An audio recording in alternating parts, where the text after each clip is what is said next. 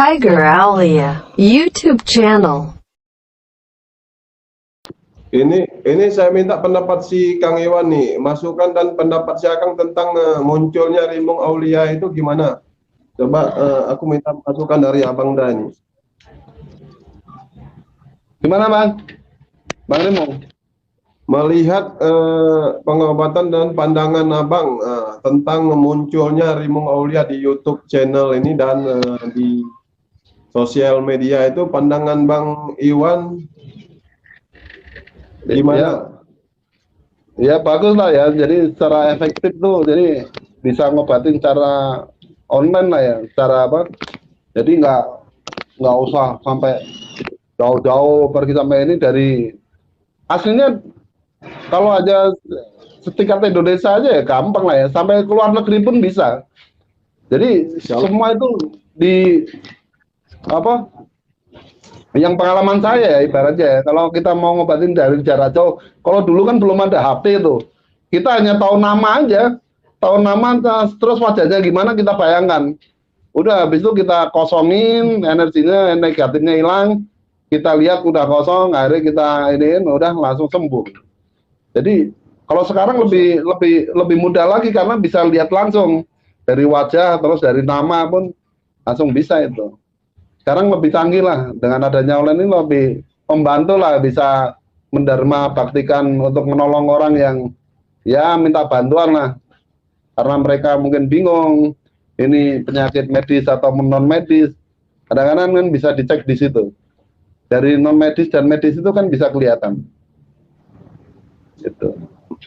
Lebih efektif lah sekarang, nah gampang, lebih dipermudah, lebih efektif. Di Arsila nih, apa Mas Rul masukannya nih? Penitik Aksara.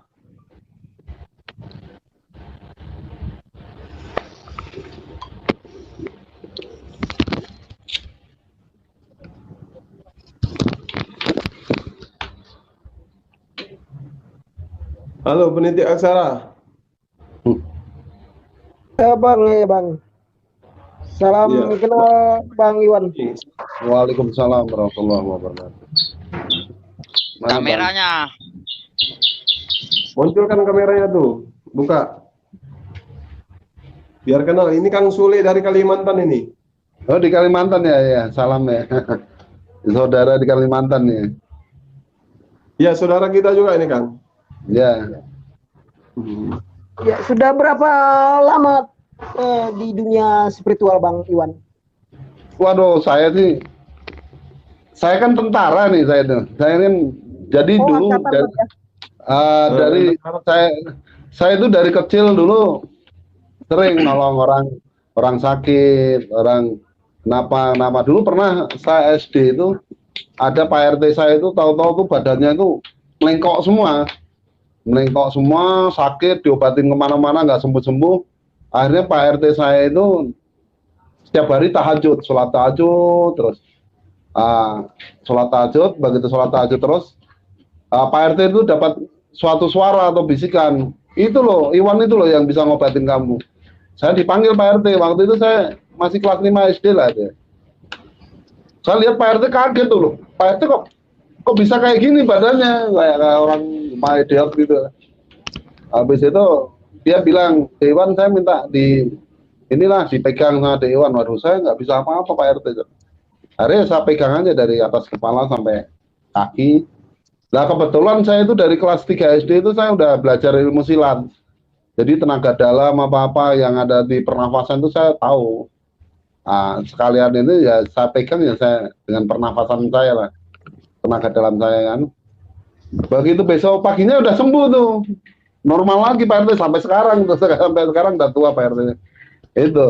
Jadi ya kalau ada orang yang minta tolong apa-apa ya kita tolong. Sampai saya jadi tentara juga banyak teman-teman yang ini ya kita tolong. Terus begitu saya pindah di Jakarta ya gitu, kalau ada hal-hal yang apa-apa ya kita tolong. Terus ya karena ini begitu saya umur 40, karena saya kan waktunya untuk naik tuh, untuk meningkatkan derajat itu kan naik. Akhirnya ya Berarti saya turun lah Bang ya. Mulut ke mulut Ya. lah ya. Berarti Ya. kenal sama abang mulut ke mulut lah ya. Oh, Kuping jadi semakin ini semakin takut juga kita. Wah, nanti kan saya itu kan kita iya semakin tinggi itu semakin takut. Ilmu saya itu saya bukan takut masalah ini ya. Wong setiap tarung tuh nggak pernah namanya kalah itu nggak pernah. Jadi semakin tinggi itu semakin takut. Saya takut nanti saya jadi sombong, nanti saya takut jadi saya itu jadi apa di subyo orang atau diagung-agungkan orang lah, itu yang saya takutkan. Makanya saya begitu saya mengenal adanya diri saya, mulai saya redam. Begitu umur 40 itu saya mulai naik lagi. Jadi hal-hal itu ya ya tapi tetap sih dari pembawaan dari ini tetap masih ada. Itu nggak bisa hilang karena itu memang dari darah terah ya, darah leluhur ya. Darah leluhur itu jadi kita mempelajari sesuatu itu lewatnya lewat tol tuh, bukan lewat jalan setapak. Jadi leluhur-leluhur kita itu yang udah ahli zikir, ahli ibadah, ahli puasa, ahli itu lah, itu tuh udah ada di diri kita. Kita tinggal melanjutkan aja. Oh ini gitu. Jadi cepat lah kalau untuk mempelajarinya. Nah, di samping itu ya juga dari itu semua dari ya Sang Pencipta lah, Gusti Allah. Jadi kita pasrahkan aslinya itu, kekuatan itu adanya di Sang Pencipta itu, Gusti Allah itu. Seperti saya menolong orang tuh. Orang itu kan terus minta terima kasihnya pada saya. Saya bilang bukan saya bilang itu. Yang menolong kamu itu bukan saya, tapi Allah yang ada di dirimu sendiri itu yang menolongnya aslinya. Bukan kita, aslinya ya Sang Pencipta. Kita takut, ya takutnya di inilah. Cuma kita ya itu tergantung ini aja. Tergantung daripada kerenteknya kita. Kalau kita diperintah, itu kan ada perintahnya itu di nurani kita itu kan ada perintahnya. Udah tolong tuh, tolong. Pane, udah itu dan tolong ya kita nggak bisa. Kalau kita paksakan nanti kita berbenturan sama ilmunya Sang Pencipta lah itu. Kalau hanya masih diganggu-ganggu makhluk, diganggu-ganggu sama diteluh, itu masih bisa. Tapi kalau itu sakitnya karena karma dan dia harus jalanin hukuman lah, itu nanti anunya ke kita, itu nembaknya ke diri kita lah, itu kita harus bisa melihat melihat dia kenapa, dari apa, faktor apa, itu harus dilihat dulu, harus jeli, jangan sembarangan. Saya juga pernah yang saya obatin tuh ya padahal saya udah lepas semua itu, saya karena kasihan orang itu kena karma. Dia nyari-nyari saya terus. Dia ya semacam ya wali juga sih. Dia kena karma. Dia slap-slap. Dia jalan itu terhilang hilang. Dia nyari saya. Begitu nyari saya, karena saya lihat dia kasihan banget, kakinya dua-duanya udah nggak bisa bergerak sama sekali kan. Ya udah saya pegang lah ya. Saya pegang. Habis saya pegang malamnya saya mimpi dia udah bisa jalan. Habis itu dia udah nggak ada di situ lagi. Akhirnya saya yang gantiin karmanya itu. 3 bulan tuh saya itu gantiin karmanya, tapi nggak apa-apa. Yang penting orang itu udah bisa jalan lah, gitu. Jadi ya harus bisa melihat nih. Kalau itu dia kalau nggak salah Hamengkubuwono pertama itu yang yang dari Solo, Pakubuwono pertama itu. Dia wanginya wangi dia di sini nyari saya terus, nungguin saya terus ya. Waduh, padahal saya udah agak di pengobatan lagi. Saya kan ibaratnya itu kan hanya ini aja apa, ibaratnya hanya kalau nolong aja kan, emergency lah. Wong kerjaan saya juga bukan mengobatin, ibaratnya gitu. Cuma kalau ada orang yang kesurupan apa ya wajib tolong, ya kita tolong. Ibaratnya kalau mereka pada udah nggak mampu, baru kita tampil gitu aja. Kalau ada yang mampu ya silahkan. Pernah juga di daerah Cempaka Putih juga gitu.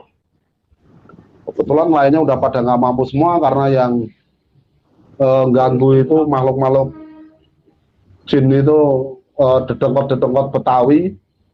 Begitu saya tampil, mereka pada ketakutan semua. Saya ngomong baik-baik, udah keluar dari situ. Kamu jangan ganggu manusia. udah keluar.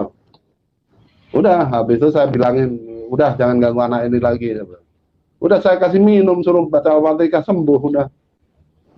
Jadi pertama ya ini, kalau kita kan ya paling keluar ya, kalau nggak keluar resikonya ya berhadapan sama kita. Dia melihat kita itu udah girapen, makhluk itu udah girapen melihat kita. Ya karena leluhur kita lah ya yang dampingin.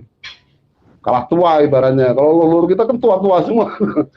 Ibaratnya ya dulunya tokoh lah ibaratnya. Kan takut makhluk biasa kan melihat tokohnya, waduh. Ibaratnya Kawulo sama Gustinya begitu kan, tatonya raja saya lah, kabur dia. Ibaratnya gitu. Dia sebelum ini udah ini. Ya. Jadi itu pengalaman saya ya itu. Terus saya kaget ketemu Bang Rimong ini. Kan saya baru di TikTok nih. Saya belum ada sebulan saya di TikTok nih. Begitu saya di TikTok, loh, tatonya banyak saudara-saudara semua nih dari Jawa Timur, dari Kalimantan, dari Sumatera, dari Aceh, dari Subang, dari Banten, dari Cirebon. Ih, kok masih terah semua nih. Ibaratnya terah-terah saya semua nih. Akhirnya